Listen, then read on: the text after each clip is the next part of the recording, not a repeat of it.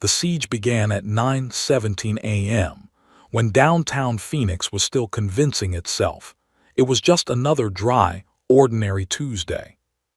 Commuters froze mid-step as the first explosion rattled the glass face of the Carson Federal Building.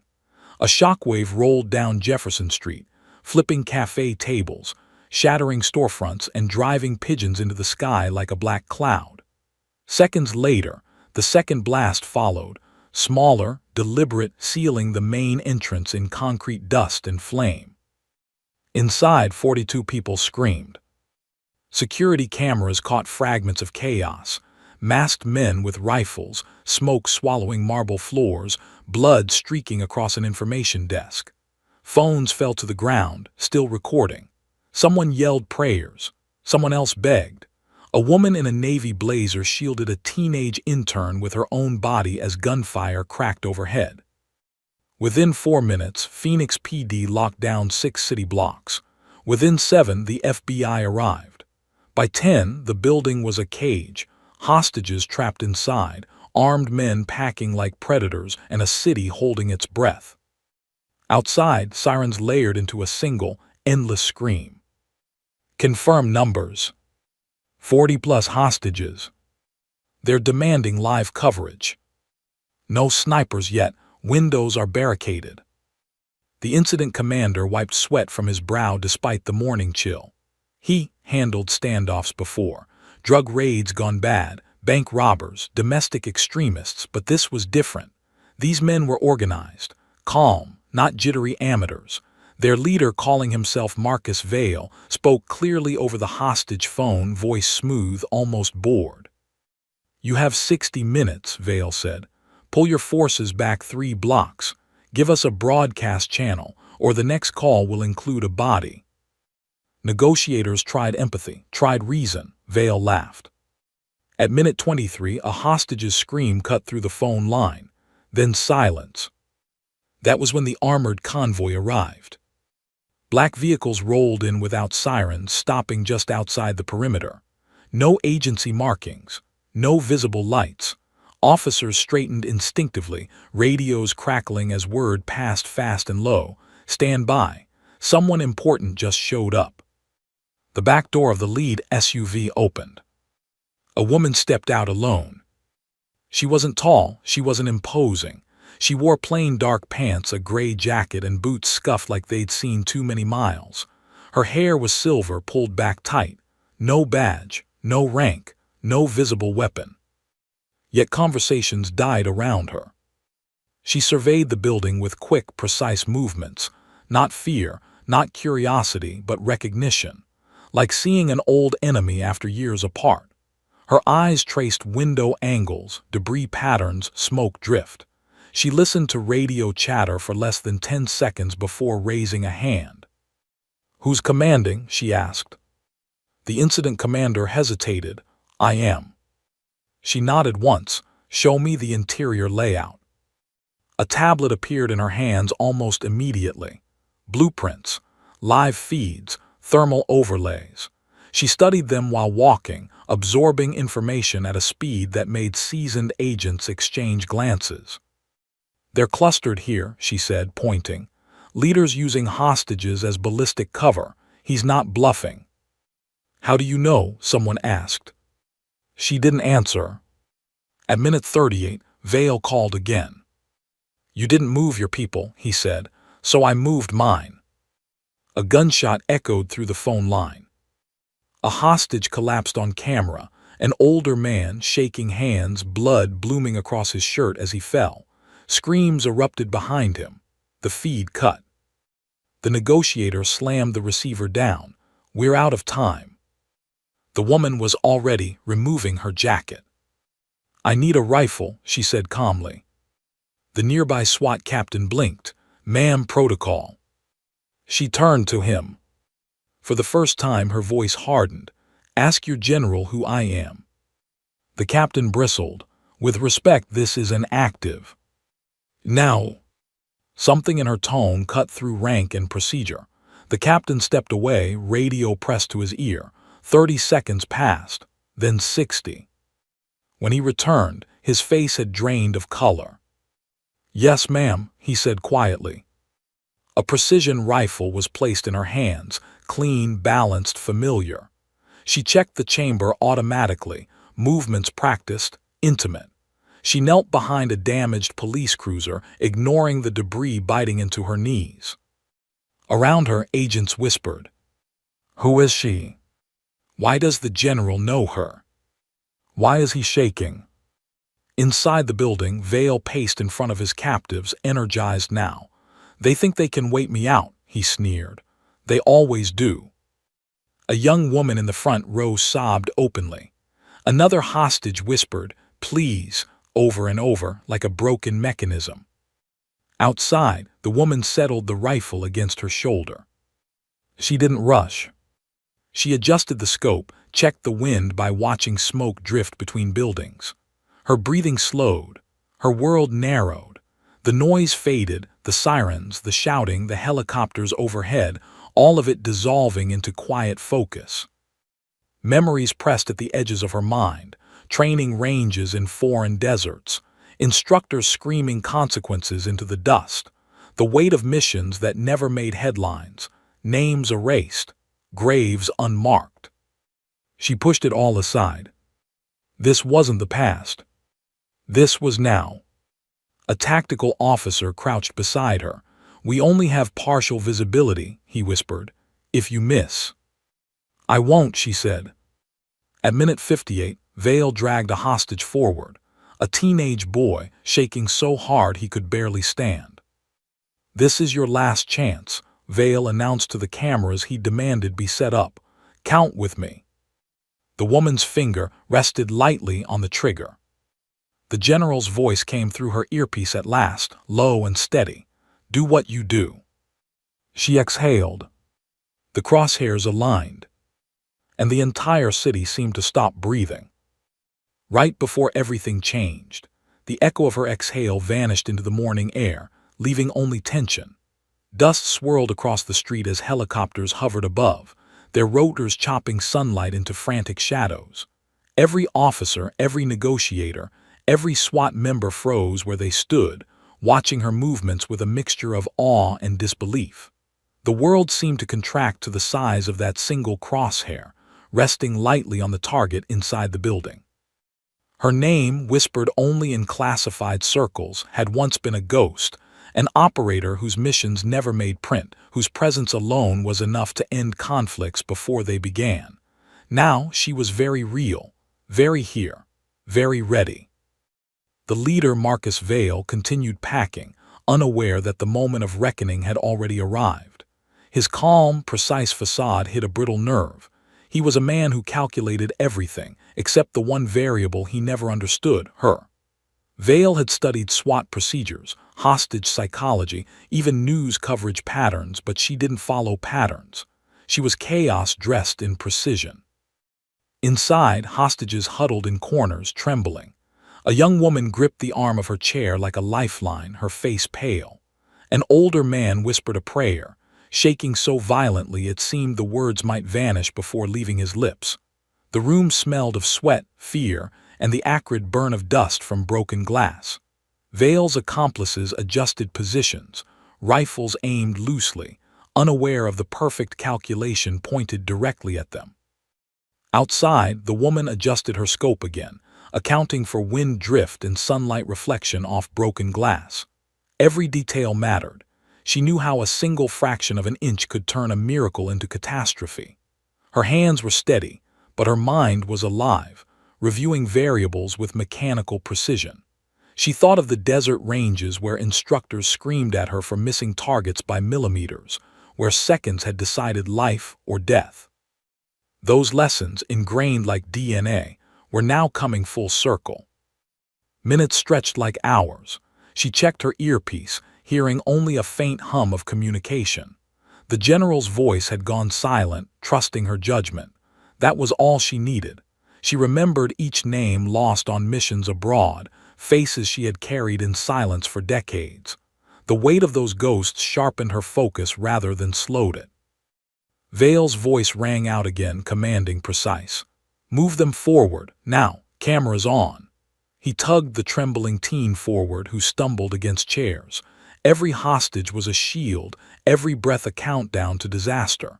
Her heart rate remained calm, steady. The city outside didn't yet know how close it had come to tragedy. Then the wind shifted. A plume of smoke from the damaged building corner blew sideways, slightly altering her line of sight. She adjusted half a click, exhaled, and held firm.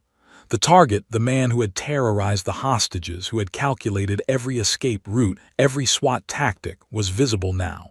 One heart, one opportunity, one perfect chance. Her mind went back to a long-forgotten airstrip 20 years prior. Instructors yelling, "One shot, one chance."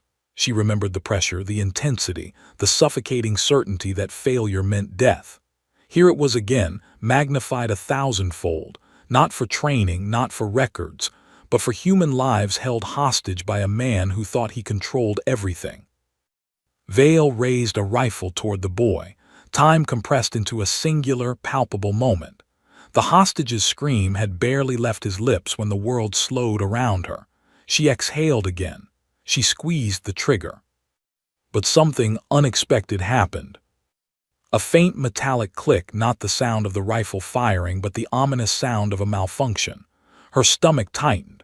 The wind shifted again and the smoke blurred the target. Vale noticed. He froze, cocking his head. The leader's accomplices exchanged glances, sensing opportunity. The boy's knees buckled. "Not now," she whispered under her breath, her pulse steady despite the surge of adrenaline. Instinct kicked in. She slammed the bolt, chambered around, recentered her crosshair.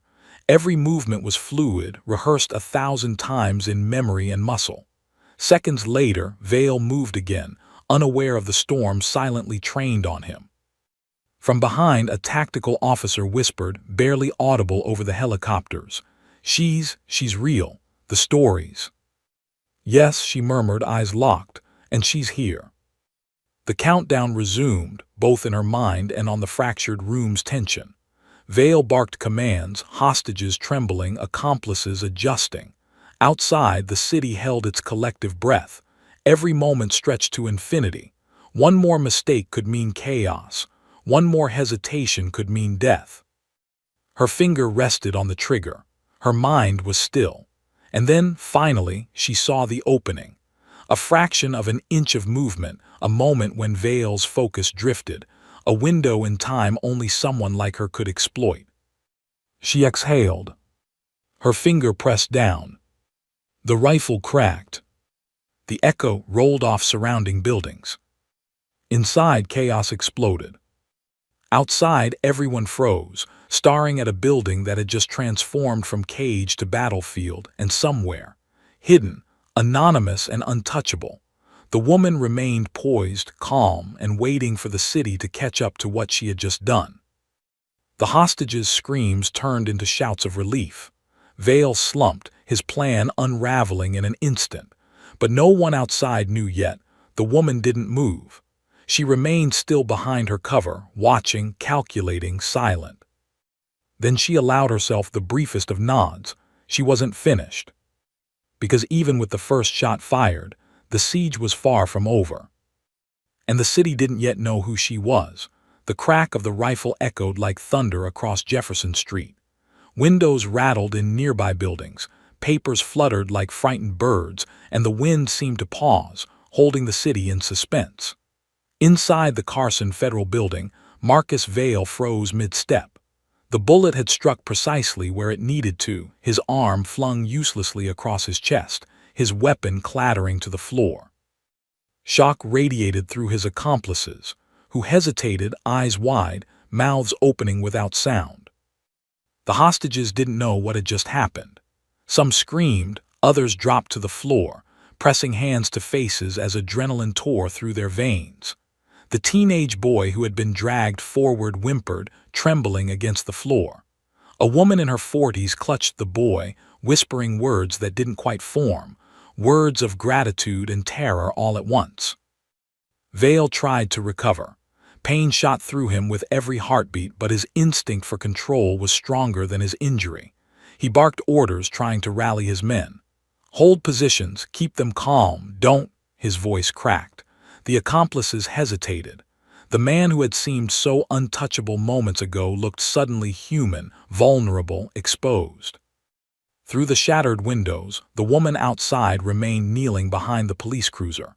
She adjusted the scope again, checking the next potential threat.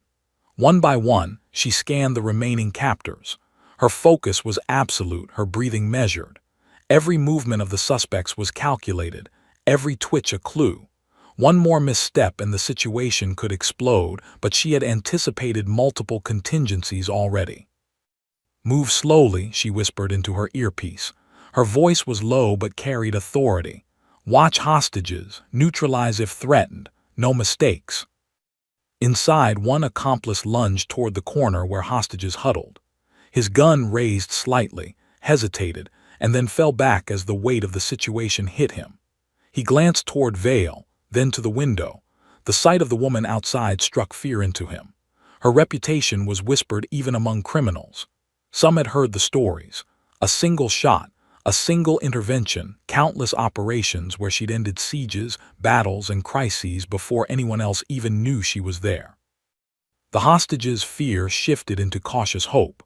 Their eyes scanned the broken ceiling, the scattered debris, the rifles still held loosely by masked men. Somewhere they sensed a force of order, a presence outside the building, a protector who moved like a shadow with lethal precision. Vale gritted his teeth, sweat dripping into his eyes, blinding him. He tried to rally again, but the voices of hostages calling for help, combined with the silence of the outside streets, unnerved him. His mind raced for escape routes. The front doors were blocked by armored vehicles. Windows were shattered, but any attempt to flee meant exposing himself to that calm, patient force outside. The woman adjusted her scope slightly, watching the next target.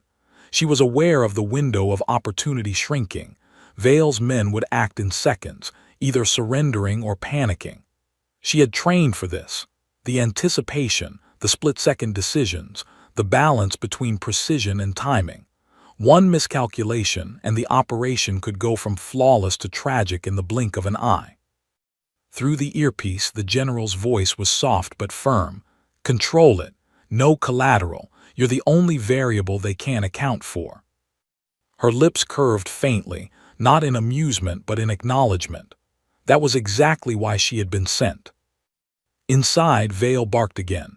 "Take them to the center, now." He tried to command authority, but his arm refused to cooperate. The accomplices looked at him, then at the door, then back at the hostages. Confusion replaced bravado. The first man dropped his weapon. Others glanced around nervously, calculating survival over loyalty. The hostages began inching toward exits, guided cautiously by SWAT teams now moving inside under her coordination. The woman outside signaled discreetly, tiny movements imperceptible to anyone not trained to read them. Each gesture was a command, a plan unfolding silently across a battlefield visible only to her, and the men inside who understood the consequences of resistance. Vale tried to scream orders, but the pain in his arm made his voice weak. His mask of control cracked entirely. The hostages' eyes, wide with terror, now scanned for signs of hope, and that hope manifested in the form of a silver-haired woman kneeling behind a battered cruiser, unwavering, methodical, precise. Seconds felt like minutes. Every breath in the city seemed synchronized with the tension inside. She rechecked wind drift, adjusted scope, considered trajectory, targeting threats and planning exits simultaneously. Her mind, trained for decades, was a lattice of calculation, every outcome predicted before it occurred. Then Vale moved again, this time staggering toward a hostage, desperation in his gait. The woman tightened her grip on the rifle, every muscle in her body coiled. She exhaled slowly. The city outside seemed to lean forward in anticipation. Her shot was deliberate, precise, unstoppable. The bullet found its mark cleanly, incapacitating the last immediate threat. Inside, the accomplices froze, weapons lowered. Vale slumped, defeated by a force he never saw coming. Hostages collapsed, crying, hugging each other, shaking from the adrenaline and terror. The smell of smoke, fear, and dust hung thick in the air. Outside, she remained still. Not a flicker of triumph crossed her face. Her eyes scanned the perimeter, alert for secondary threats, while SWAT teams advanced under her silent guidance. She allowed herself only one observation. The city didn't yet know the full measure of what had just occurred. The general appeared, stepping from the armored vehicle, face lined with relief and awe. He nodded once at her.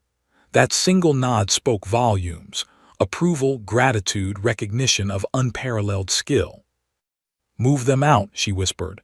"Secure the building, check for traps, and get the hostages clear." The officers moved quickly. The hostages shuffled out, one by one, embraced by loved ones who had watched the siege from blocks away on television and cell phones. Each face reflected relief, disbelief, and gratitude. Yet no one outside the perimeter knew who had orchestrated the precise end to the nightmare. The woman remained crouched behind her cover, rifle still poised, until every last hostage was clear. Only then did she exhale fully, easing tension from her shoulders. Around her, the city remained tense, oblivious that history had just been rewritten in a single, flawless operation. For a brief moment, she allowed herself a faint, private acknowledgement. She had controlled chaos once more. Lives had been saved. The impossible had been executed with precision. But the city, unaware of her name, would never understand the truth. Because to the world, she was invisible. And the woman who had ended a siege with a single shot was already planning the next move. Her work wasn't finished. Not yet. The first sunlight broke over Phoenix like a promise and a warning at once. Streets once filled with sirens and smoke now smelled of dust, scorched asphalt, and coffee from the cafes left standing. Cameras were already broadcasting the aftermath, capturing survivors hugging on the curb, crying, laughing, shaking, some still trembling from the terror that had gripped them less than an hour ago. But the woman remained unseen, her presence a ghost among the chaos. Inside the Carson Federal Building, the reality of the siege began to settle. Hostages were being shepherded by tactical officers through corridors littered with shattered glass, bullet casings, and overturned furniture. Some walked, some stumbled, still too shaken to comprehend that they were alive. The teenage boy she had saved clutched a volunteer officer's arm, his lips moving silently as if repeating the word "thank you" on a loop. The older man pressed his hand to his chest, as if feeling the bullet's path backward, trying to convince himself that he was still whole. Outside, police officers and SWAT teams secured the perimeter. The general, pale and silent, moved quickly among his officers, giving quiet orders and nods of approval.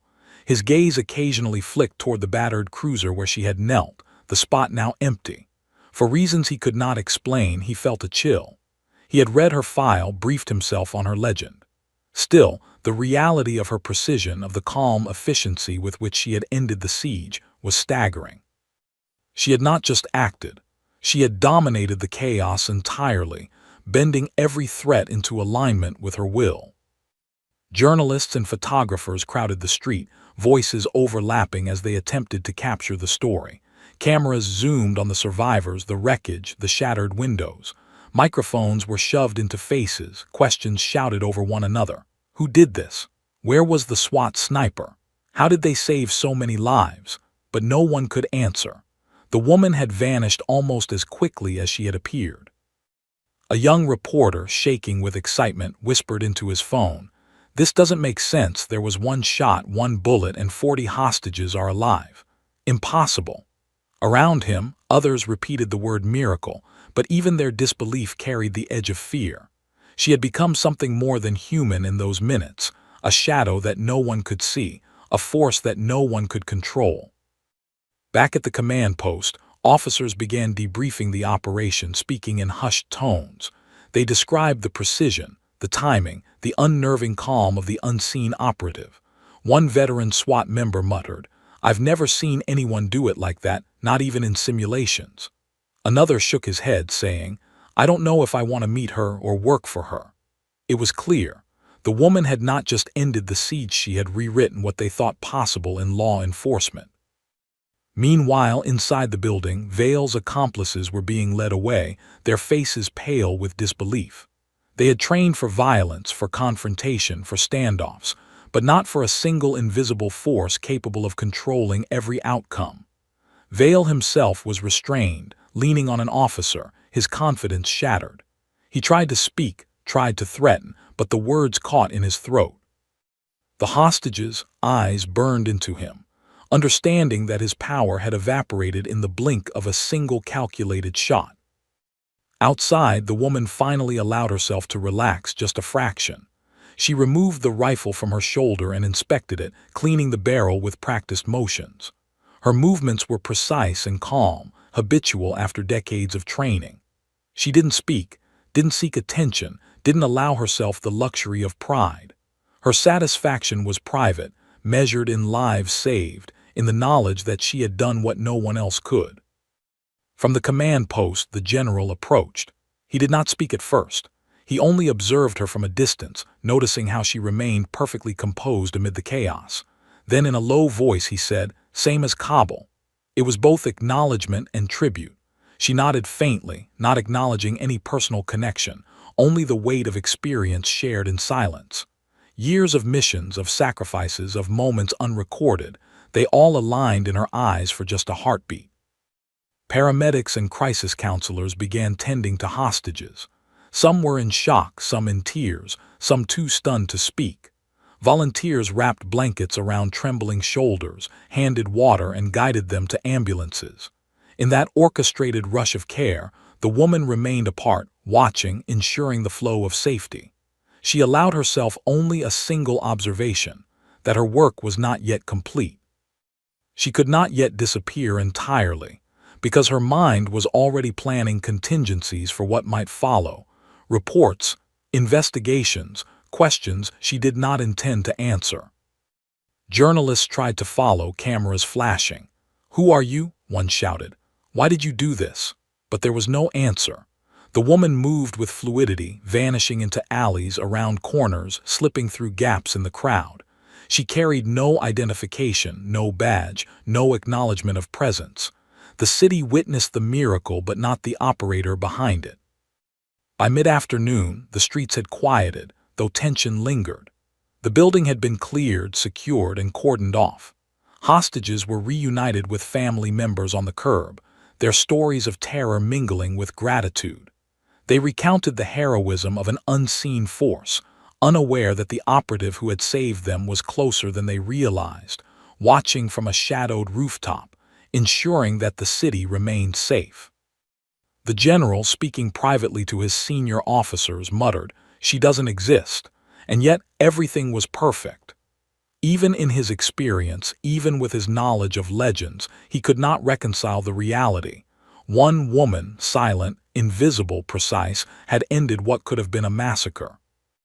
As the sun lowered, painting the city in gold and blood-red light, the woman finally moved toward a waiting SUV. She carried no trophy, no photograph, no recognition. She had done her work, and the city remained oblivious to her presence. The armored vehicle opened its door. She entered silently. Engines hummed. Tires whispered across asphalt. In the rearview mirror, she allowed herself a brief glance at the streets below.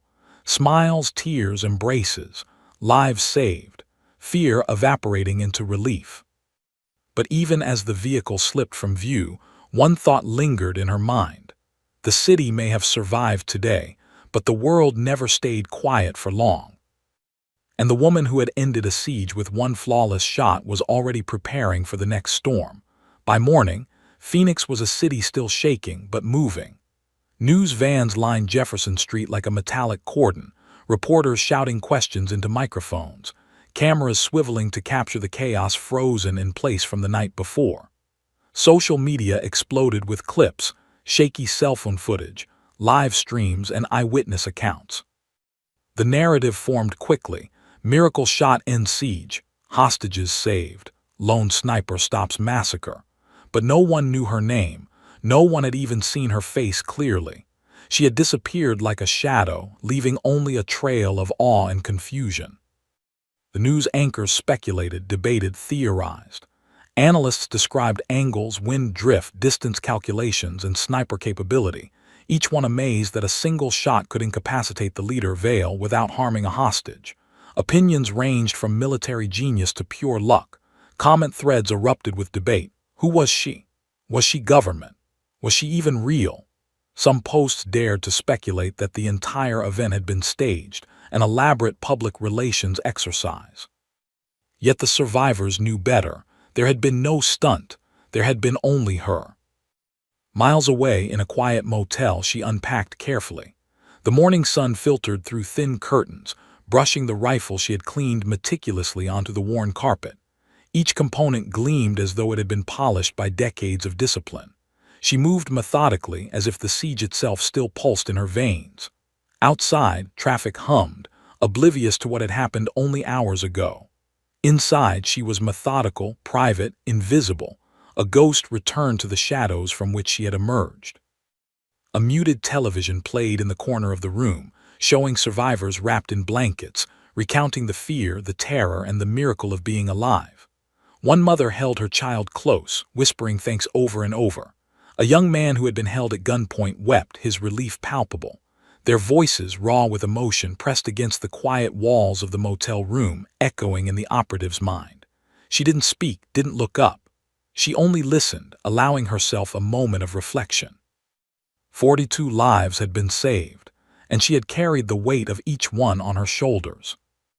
Her phone buzzed once, a secure, encrypted message. She didn't flinch, didn't check immediately. After a pause, she picked it up. Stand down. Mission complete. The words were stark, clinical. No exclamation, no congratulations, no warmth. She read them, then deleted them. No evidence remained. There would be no record of gratitude or recognition. In her line of work, acknowledgement was unnecessary. Survival, precision, results, that was enough. She glanced into the mirror, studying her own reflection. Silver hair streaked with gray, faint lines around her eyes, a scar near her temple from an old operation abroad. She barely recognized herself. This woman had lived countless missions, each one leaving fragments behind like breadcrumbs for no one to follow. Today, in Phoenix, she had been the invisible hand preventing catastrophe. And yet, there was no pride. There was only calculation, consideration, anticipation of what might come next. Her mind returned to Vale. The man who had threatened lives, who had thought himself untouchable, was now restrained, incapacitated, powerless. His accomplices had been disarmed and detained. She allowed herself the briefest acknowledgement of satisfaction, but it was quiet, internal. This was her life, quiet victories, invisible interventions, a world that would never know her name, yet would occasionally rely on her presence to survive. Outside, the city had begun its ritual of recovery. Traffic flowed again. Street cleaners swept debris, and residents walked cautiously past the cordoned-off building, taking in shattered glass and broken walls. Photographers snapped pictures of the damage, reporters interviewed witnesses, and the media narrative solidified. Social media memes, hashtags, and speculation filled the feeds. Phoenix hero, miracle shot, who is she? Yet despite the speculation, no one would ever truly understand what had happened or the woman behind it. Even as the city celebrated its survival, she packed her belongings silently. Tactical gear, food, maps, and the rifle, all organized with obsessive precision. She checked the exits, calculated distances, and planned her departure. She didn't move hastily. Her work demanded patience and observation. Every decision, even leaving a motel, was weighed against possible risk, possible exposure. She would vanish as easily as she had appeared, leaving only questions, rumors, and awe in her wake. A new thought pressed in her mind, a gnawing awareness that even though Phoenix had survived today, other crises would emerge. Threats never ceased, nor did those who sought chaos. She had seen it countless times, operations abroad, domestic crises, moments where life and death teetered on a razor's edge. This mission might be over, but her vigilance never ended. Even in the quiet morning, even in the mundane moments of recovery, she anticipated the next storm, the next calculation, the next life to protect. She paused, placing her hand on the rifle case, feeling the weight of it. The weapon was not just metal, it was history, discipline, and consequence. It had ended one siege. It would end another if needed. But in that pause, she let herself a fraction of reflection. 42 lives today, 42 futures saved, and still she remained unseen. Then, without warning, her phone buzzed again. Another encrypted message. She hesitated this time, sensing a new urgency. They know. They are asking if you will come back. Her brow furrowed, a faint tension tightening her jaw. Not Phoenix, not this city, but others. She understood instantly. Her presence in Phoenix had made ripples far beyond the streets. Observers, enemies, perhaps even allies had taken note. Her identity, once buried, was surfacing in ways she had never allowed. Outside, a helicopter passed overhead, loud enough to rattle the windows. She watched the shadow on the carpet for a moment, then exhaled slowly. She would answer, but only on her terms. She had never played the game of recognition. She never would. Her life was a series of calculations, precise and hidden, but the world had begun asking questions, and she was listening. For a few more minutes, she allowed herself a private observation. The city would continue its morning routine, oblivious to the chaos that had almost consumed it, oblivious to the hand that had prevented it. News cycles would pass. Analysts would argue over probability. Survivors would tell partial stories, and no one would know her name. Then she packed the rifle, slung the bag over her shoulder, and left the room. Quiet, methodical, invisible. Outside, the city was waking up. Inside, the legacy of her presence lingered like a shadow, even as she disappeared from sight. Because for the woman who had ended the siege with one shot, anonymity was always the final requirement of perfection. And already, far beyond the Phoenix skyline, new challenges waited. 2 days later, the quiet of a small safe house on the outskirts of Phoenix was almost deafening. The morning sun filtered through half-closed blinds, casting stripes across the worn carpet. The woman moved methodically, unpacking tactical gear, cleaning the rifle again, and checking communications for any sign of threats or follow-up instructions. She had spent decades in this rhythm, calm, precise, invisible. But today, there was a new element, a knock at the door that didn't belong. She froze. The knock was deliberate, controlled, professional. Not the hurried tapping of a civilian, not the panic pounding of someone caught in chaos. She didn't reach for a weapon immediately. Experience had taught her to observe first, to understand who was outside before reacting. Years of operations in hostile territories had honed instincts so finely that hesitation itself became a tool. "Who is it?" she asked softly. "Agent Carter, FBI," a young man's voice replied, precise and wary. "I was told to find you." Her brow arched, but she made no move to open. The name didn't surprise her. The organization had its ways of tracking, observing, and assigning. But the presence of a young, nervous agent, unaccompanied and clearly under orders, was unusual. She studied him through the peephole. He carried himself like someone trying to balance fear, respect, and urgency all at once. Not a seasoned field agent yet, but someone whose career might hinge on understanding her or surviving contact with her. She opened the door slowly, keeping her hand just above her side. "Step inside," she said, voice calm but authoritative. "No cameras, no comms. This is between us." The agent hesitated, then obeyed, clearly aware that he had stumbled into territory far beyond his normal assignments. Inside, he set down a sealed folder, thick with classified markings. "They told me to bring this. They want to know your response." She gestured for him to speak. "Explain." "The Phoenix operation," he said, voice low, "was witnessed, analyzed, and leaked. Well, not officially, but traces are spreading. Analysts, foreign observers, domestic threat networks, they've taken notice. They know your signature, your methods, your timing. Even the way you approach hostages, it's recognizable." She didn't flinch, she didn't even breathe heavier. "So they've noticed." "Yes," he whispered, "and they're asking if you'll intervene again. They didn't say where, they didn't say when, just they want to know if you'll come back into the field." His hands trembled slightly, betraying the weight of delivering such a request. She considered the folder but did not touch it. The documents inside contained maps, operational notes, photographs, intelligence briefings. They were a roadmap to chaos, marked with color-coded threats, emergency responses, and worst-case scenarios. Someone in power, had decided she was the only solution. "You're asking me to risk exposure," she said quietly, "to reappear." "Yes, ma'am," Agent Carter said. "They believe only you can handle it." She walked to the window, studying the city skyline. Phoenix was waking, oblivious. Children walked to school, cars streamed along highways, and the hum of everyday life seemed impossibly fragile against what had happened just 2 days ago. She remembered the hostages, faces, the fear, the relief, the utter vulnerability.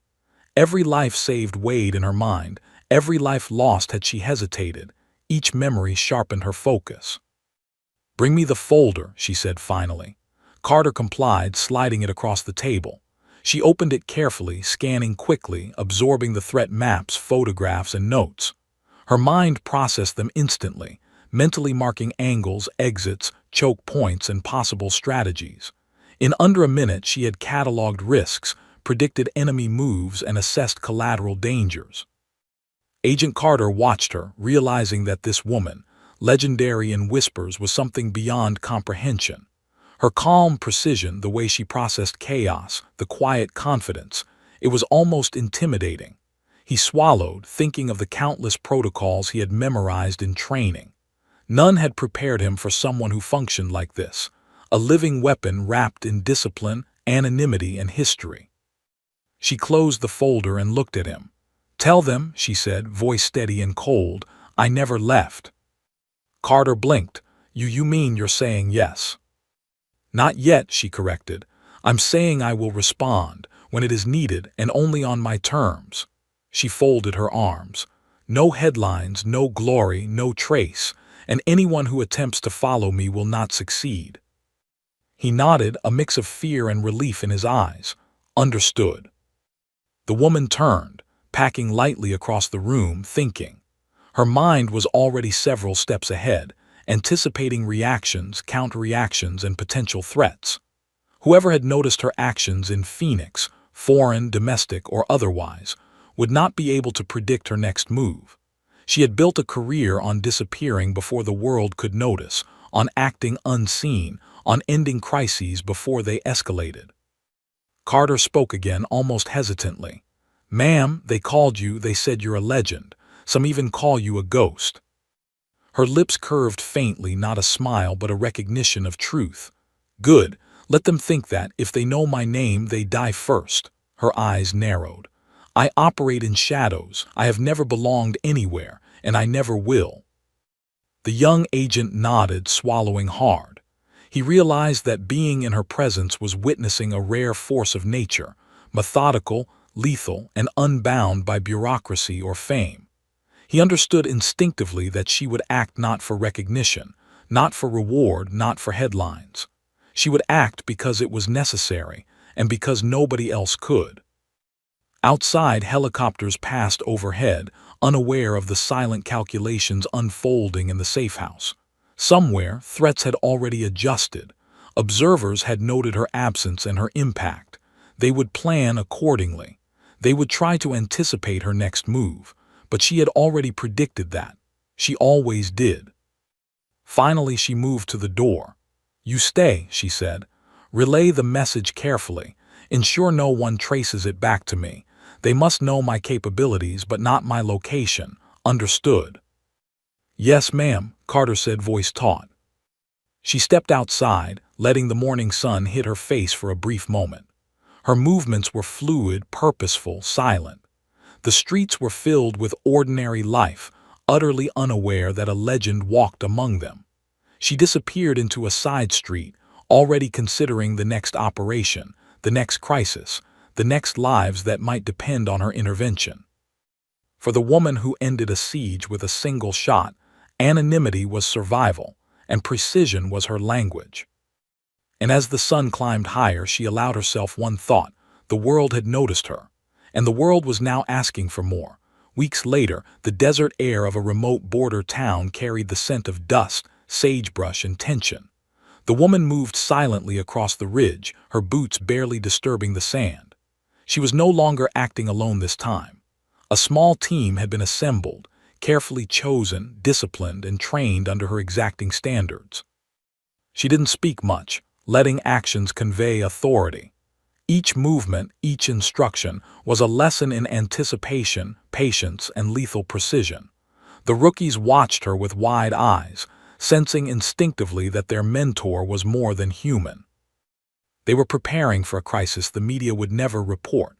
A rogue militia had seized a small village near the border, holding civilians hostage while demanding political leverage. Local authorities were overwhelmed. Federal forces had been stretched too thin, and the woman, having become a shadow in operational circles, had been called to intervene.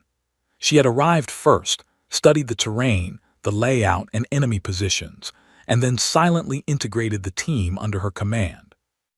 Night fell. The desert became a canvas of shadows and shifting silhouettes. She pointed to distant buildings where guards patrolled, moving in predictable patterns. She noted roof lines, blind spots, and wind directions. Every angle mattered. Every movement was calculated. "They will predict our moves if we act conventionally," she said quietly.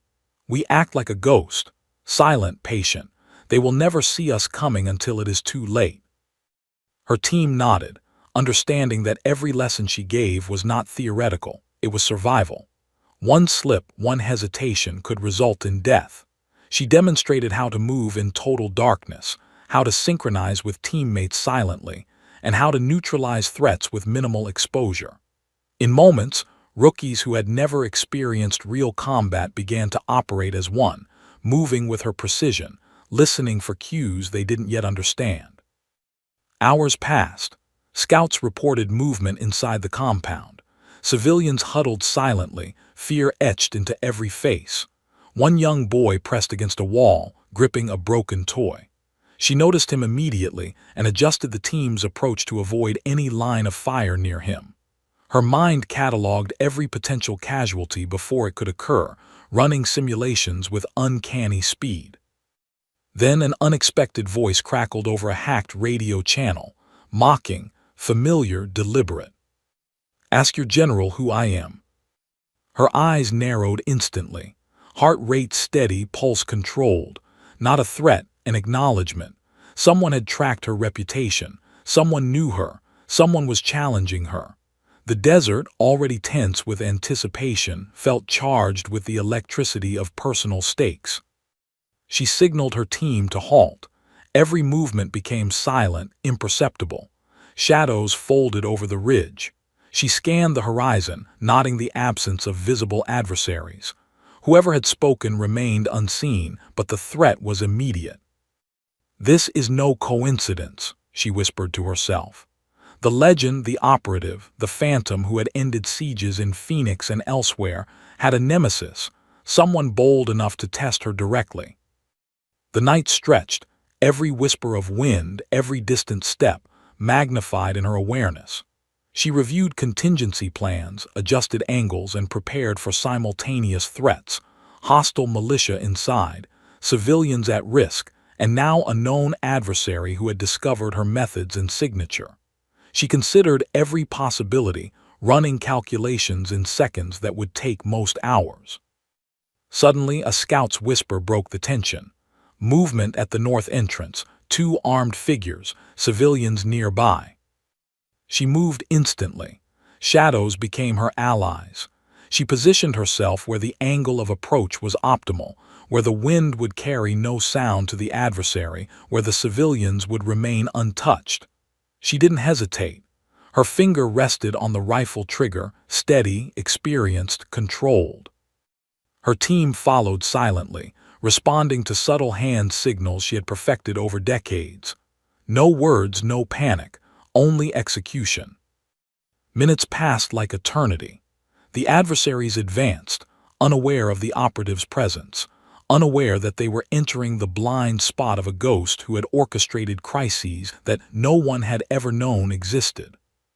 She raised her rifle, calculated distance, wind, gravity, heartbeat of the enemy. Targeting was precise, but she didn't shoot immediately. She waited for the exact moment when a single action could neutralize both threats simultaneously, ensuring no civilians would be harmed and minimizing exposure. Then in a blur of movement, the first adversary dropped, incapacitated cleanly. The second froze, realizing too late that the operator they had mocked was now a force beyond calculation. Her team moved in, silent and lethal, clearing the path to the hostages. Civilians were extracted, guided to safety, and shielded from harm. The nemesis, however, remained unseen. Whoever had mocked her over the radio had observed her movements from a distance, noting patterns, testing reactions. She sensed the eyes before she saw them, felt the presence of someone who had studied her, someone bold enough to mimic her strategies, someone dangerous. Once the civilians were safe, she did not celebrate. She did not linger. Her team was already preparing for exfiltration. Every move was precise. The night was not yet over, and the threat of exposure remained. She signaled for extraction. As the vehicles approached, carrying civilians and her team, she paused briefly, looking back at the desert ridge.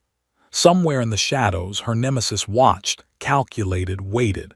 Whoever they were, they had learned enough to challenge her methods, perhaps even anticipate them. But she was already moving, already calculating the next step. Her mind worked faster than the night itself, plotting contingencies, escape routes, and strategies to confront this emerging threat. The woman who had ended a siege in Phoenix with a single shot now faced a new variable, one who knew her reputation, who understood her precision, and who might be ready to test her limits. She disappeared into the night, leaving only footprints in sand and a trail of awe behind her team. The civilians were safe, the mission complete, but the chessboard had changed. The nemesis had entered play. And for the first time in decades, she realized she might not be invisible forever. Dawn broke over the desert like a silent verdict. The orange light spilled across ridges and valleys, igniting dust in fleeting brilliance. The woman crouched behind a rock outcropping, rifle in hand, eyes scanning the horizon. Her team, exhausted but disciplined, spread silently around her, covering every approach. They were trained, precise, and ready, but she was the anchor, the mind and force behind every decision. Today, it wasn't just about rescuing hostages or ending a siege.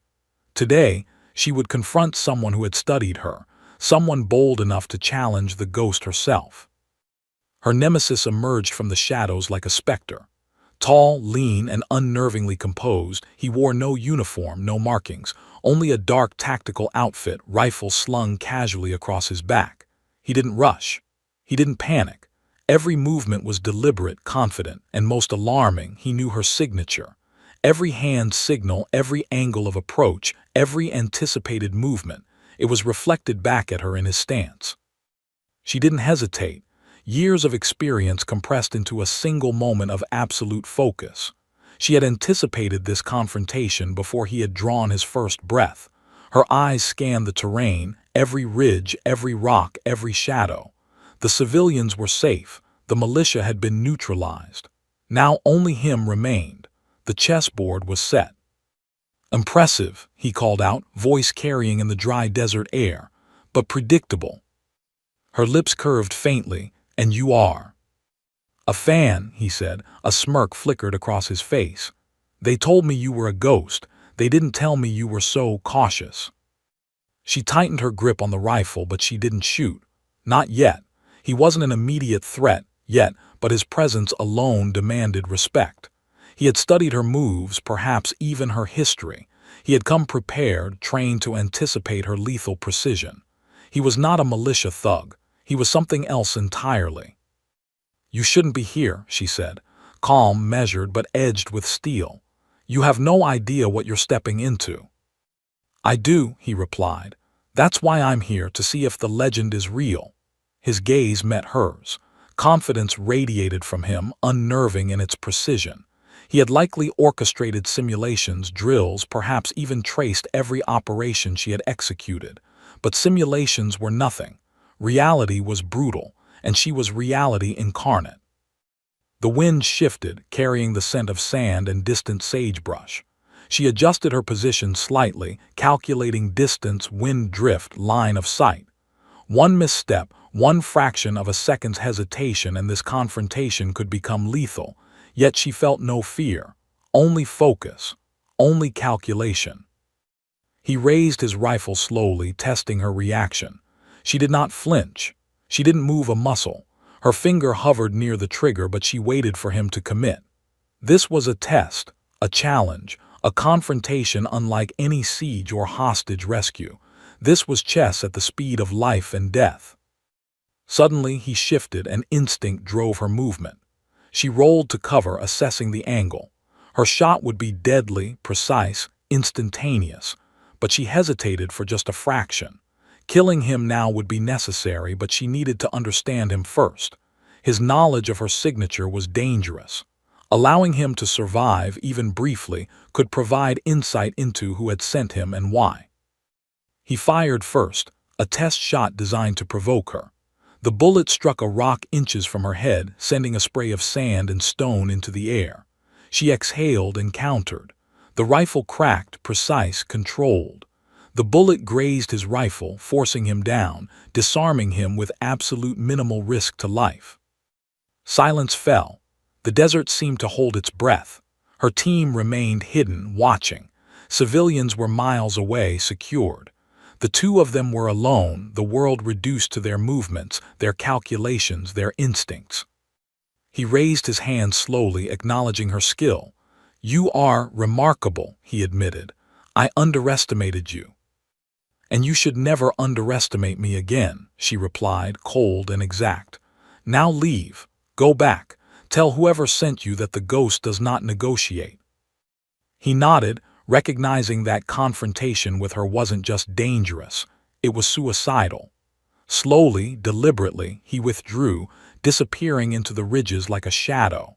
The desert seemed to swallow him, leaving only footprints in the sand as evidence of his presence. She exhaled fully for the first time that morning. Her team approached silently, their trust absolute. No words were necessary. Every eye on the desert, every rifle at the ready, every heartbeat aligned with hers. The mission was complete, the threat neutralized, the nemesis retreating, but she knew this wasn't the end. Someone somewhere had noticed her. Someone had tracked her. The ripple of the Phoenix siege had reached farther than anyone could imagine. She lowered the rifle and looked at the horizon. The sun climbed higher, burning away the chill of dawn. Civilians were safe. Lives were saved. Yet for all the victories, the world remained a dangerous place, and she had become, perhaps, more visible than ever. Her team began exfiltration. Vehicles arrived, silent and armored. She climbed aboard last, scanning the desert one final time. Footprints faded quickly in the wind-blown sand, erasing evidence of her passage, leaving only questions behind. Who had she been? Who had stopped the siege in Phoenix? Who had ended this latest crisis? Even the general would never know her true identity. The press would speculate. Social media would erupt. Analysts would debate angles, precision, and probability, but the truth remained hers alone. As the vehicle disappeared over the ridge, she allowed herself one thought. The world was dangerous, chaotic, and unpredictable. And for decades, she had been the calm in the storm, the invisible hand shaping outcomes that no one could comprehend. But now the shadows were watching her as closely as she had always watched them. The ghost had survived countless crises, ended sieges with a single shot, and outsmarted every opponent. Yet for the first time she understood. Someone was learning her patterns. Someone was watching, and the next confrontation would not be accidental. The desert stretched endlessly behind her. The sun was high. The city was waking. And the woman who had ended a siege with one flawless shot, who had vanished as a ghost, was already preparing for the next storm. Because legends don't retire, they endure. And some ghosts never forgive. Ma è vero che eravate su Discord? Mi sono su situazioni medio orientali. Sì, di quello non ne parliamo. Troppa sicurezza quando sei tassativo, quando credi di essere nella sicurezza di ciò che stai dicendo o facendo. Ma quello è giusto però, quello è disinteresse.